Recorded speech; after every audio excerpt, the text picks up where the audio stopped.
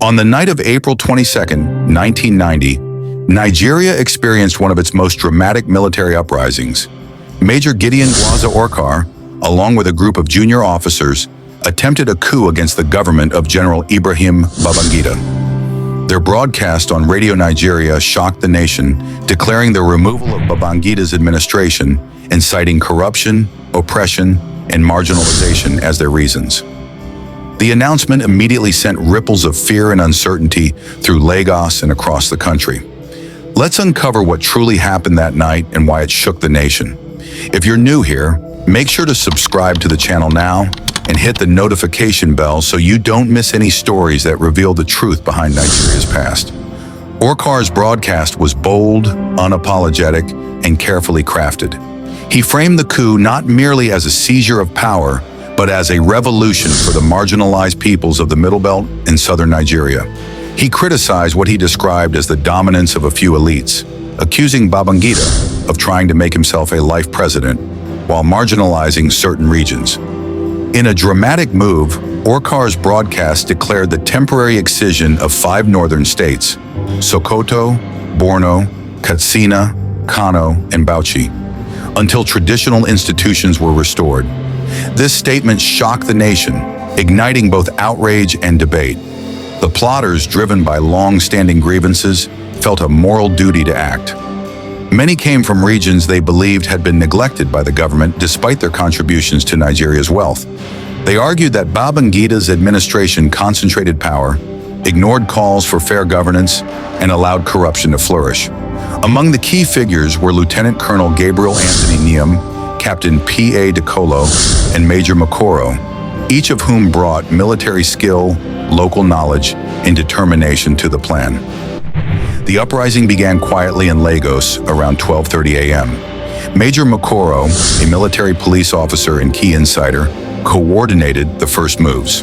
Retired military personnel from Benin City were transported to Lagos in civilian buses, helping bolster the forces for the operation.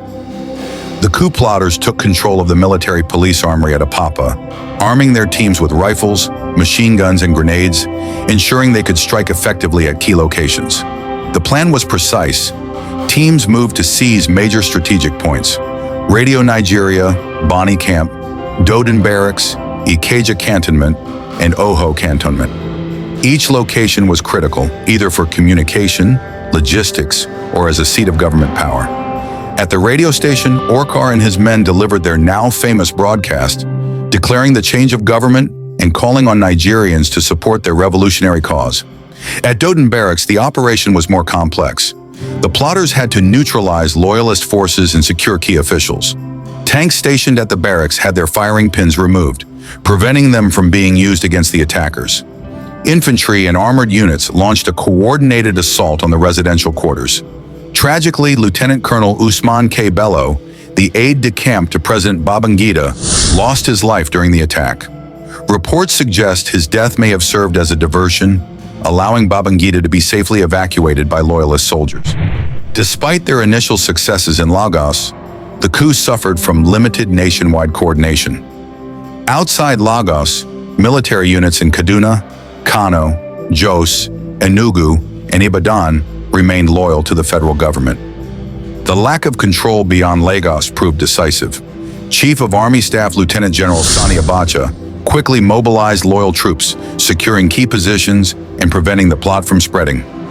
In Lagos, Loyalist troops regained Radio Nigeria and Doden Barracks.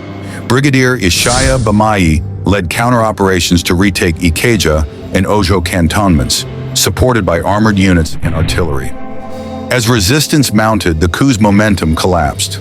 Some senior plotters, including Lieutenant Colonel Niam and Major Makoro, fled the city as defeat became inevitable. Many sought refuge in sympathetic neighborhoods, with civilians quietly guiding them through Lagos and across the Third Mainland Bridge to evade capture. Some eventually found exile in Britain and the United States. The government responded decisively. Over 300 military personnel and more than 30 civilians were arrested. Military tribunals convened quickly, and by July 1990, Major Orkar and 41 others were executed by firing squad. Further executions followed in September, while some plotters received long-term imprisonment and a few were acquitted. The April 1990 coup exposed Nigeria's deep ethnic and regional tensions. While it ultimately failed, it highlighted grievances over corruption, marginalization, and the struggle for equitable representation. Many participants later described the uprising as an effort to restore democracy, conduct a proper census, and create a framework for national dialogue, rather than a permanent seizure of power. Major Orkar's broadcast, despite its controversy, remains a historical symbol of resistance.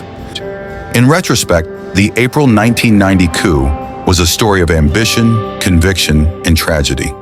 It reminds us that history is shaped not only by victories, but also by the courage of those who challenge the status quo.